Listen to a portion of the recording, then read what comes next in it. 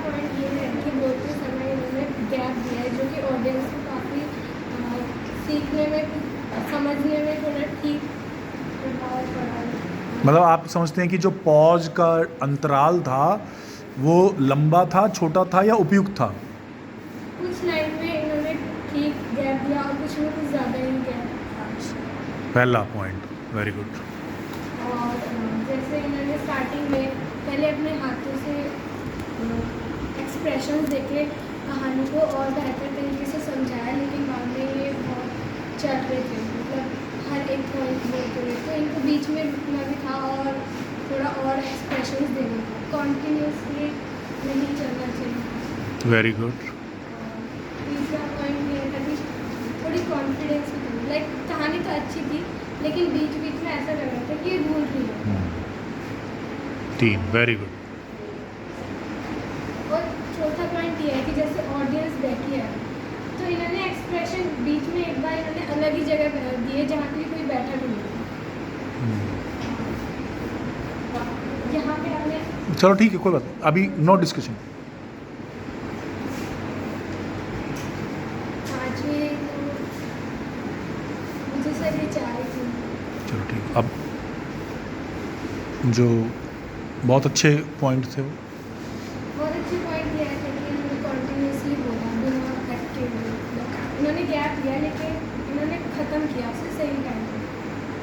Timing, duration का ध्यान रखा, ऑडिबिलिटी थी। सर अभी तो जैसे क्लास छोटी है और ऑडियंस भी कम है, लेकिन अगर जहाँ पे ऑडियंस ज़्यादा है तो हाँ, तो इसको ये ध्यान रखना होगा कि ऑडियो सिस्टम जो है, जो माइक है, उससे अपनी दूरी इस प्रकार बनाए कि सारे, और अगर इसको लगता है कि किसी वजह से टेक्निकल कारणों से इसकी आवाज़ धीमी पड़ रही है तो इसको बोलना पड़ेगा कि मैं निवेदन करूंगी कि मेरे माइक का वॉल्यूम बढ़ा दीजिए, और अगर ज़्यादा है तो ये कहना पड़ेगा कि मैं निवेदन करूंगी सर प्लीज़ मेरे माइक का वॉल्यूम, क्योंकि कई बार क्या होता है कि हम यहाँ जैसे उसकी जो डिस्टेंस होता है, मैं एक मोटे गले का व्यक्ति हूँ, मेरा थ्रॉट हैवी है, मुझे माइक से दूर बोलना पड़ेगा। जो पतली इस जैसे लोग जो होते हैं जिनकी पतली आवाज़ है उनको माइक के बहुत नज़दीक आना पड़ता है, तो उस वक्त एक तीक्ष्ण आवाज़ आती है उसमें से, ठीक है ना? तो ये उसको सेटिंग पहले से कर लेनी है। और बस, अच्छा, कहानी में गैप नहीं था? सर मैं तो कह रही थी कि बीच बीच में गैप नहीं, गैप से मतलब है कि उसकी कहानी की निरंतरता में गैप था। तात्पर्य कि उनके ऊपर वशिष्ठ जी ने जो उनसे 1000 स्वर्ण मुद्राएं मांगी, 100 या 1000, 1000 स्वर्ण मुद्राएं मांगी। मेरा सवाल ये है कि क्या शमशान में एक श्रमिक का कार्य करने वाले को कितने वर्षों में 1000 स्वर्ण मुद्राएं प्राप्त होंगी?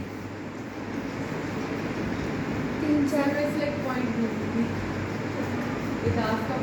हाँ, दूसरा, जब तारावती अपने पुत्र को हाथों में लिए थी, गोदी में ली थी, शब्दों का थोड़ा सा कई जगह अंदर आया। और दूसरा ये कि जो चांडाल था उसका कोई जिक्र नहीं आया, चांडाल का कहानी में कोई रोल नहीं था, जो जिसके नीचे वो श्रमिक था।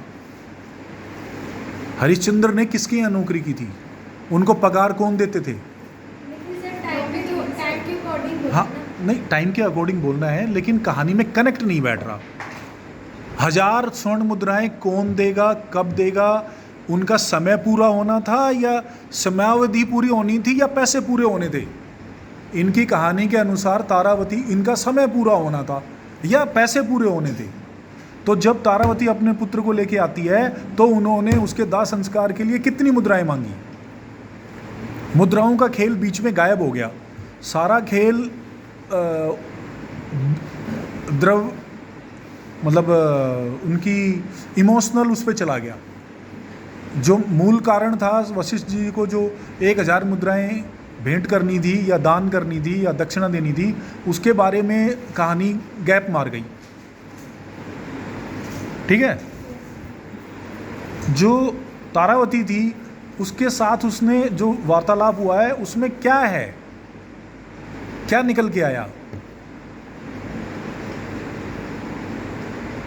क्या उसने ये निवेदन किया कि मेरे पास दाह संस्कार के लिए उचित मुद्राएं नहीं है और मेरे पास तो कफन भी नहीं है, तो मैं कैसे?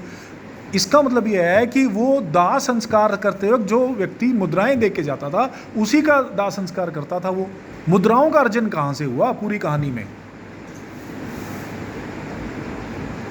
मुझे ऐसा लगा कहानी सुनने के बाद कि उसको एक समय के लिए वहाँ पे कार्यरत रहना था, तो समय के हिसाब से अगर पगार मिलनी थी तो कितने वर्षों में 1000 मुद्राएं वहाँ का मालिक हरिश्चंद्र को देगा?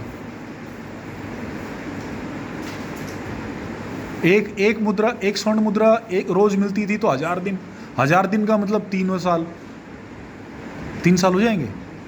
365 दिन के हिसाब से 3 साल हो ही जाएंगे। नहीं, आपने कहानी कहाँ से ली है?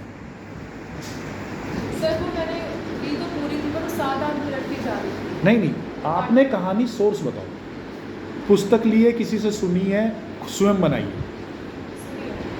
सुनी हुई कहानी में, सुनी हुई कहानी में गैप मिलेगा। क्यों? कि जब हम एक कहानी, अब मैंने आपको सुनाई, अब आप यही कहानी जब आप और कहीं जाके सुनाओगी तो फिर गैप डेवलप हो जाएगा। परसेप्शन वाइज गैप डेवलप होता जाएगा। जब आप कहानी सुना रहे थे तब हम उस कहानी में फ्लोट कर रहे थे। मेरा विजुअलाइजेशन मैं अपने हिसाब से ले रहा था, आप अपने हिसाब से ले रही थी। मैं ये ढूंढ रहा था कि उसको 1000 स्वर्ण मुद्राएं कब मिलेंगी,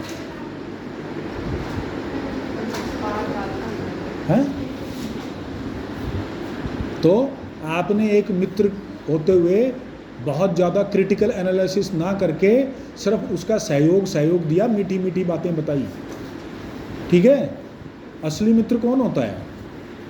जो कमियां बता के उन्हें सही करो की सलाह। हाँ, मतलब बताए बेशक अकेले में, वीडियो रिकॉर्डिंग ना करे कमियों की, प्रचार प्रसार ना करे, लेकिन वैल्यू इनपुट सही दे। और अगर मित्र को भी ना पता हो तो क्या करे मित्र? सर मित्र को भी सलाह लेनी चाहिए।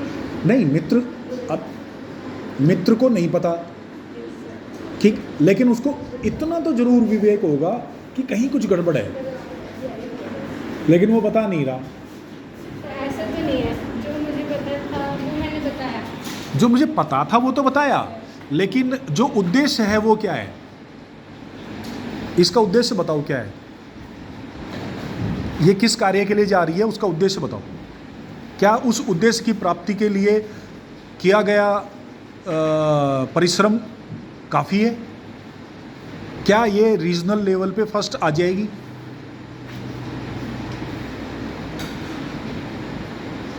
सर हो सकता है। हो सकता है, छोड़ो, तुम जज हो तो बताओ। 5 गलतियां तो आप ही ने बता दी, आप ही को जज बनाता हूं मैं रीजनल लेवल का। जज वाली मेरे में क्वालिटी नहीं है। ये डिफेंड करने की आवश्यकता नहीं है। आप ये बताओ, विनिंग स्ट्रोक मार दिया क्या इसने? तो कम से कम एक मित्र ये तो कह सकता है कि देख भाई, बहुत बढ़िया कर रहा है, लेकिन इतने से काम चलेगा नहीं, थोड़ा सा और खींच के ले इसको, हैं?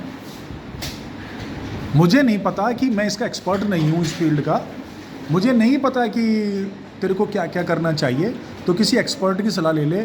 लेकिन मैं तेरे से एक बात कह रहा हूँ, जाना तो भाई जीत के आना, और उसके हिसाब से थोड़ी सी मेहनत और कर, किसी एक्सपर्ट की सलाह ले ले। ये तो मित्र बोल ही सकता है। और मित्र कुछ भी ना बोले तो उस मित्र को क्या कहेंगे? वो मित्र खाली दिखावे का मित्र है, वो सिर्फ साथ रहता है, टाइम पास करता है ना? ऐसे मित्रों से दूर रहो।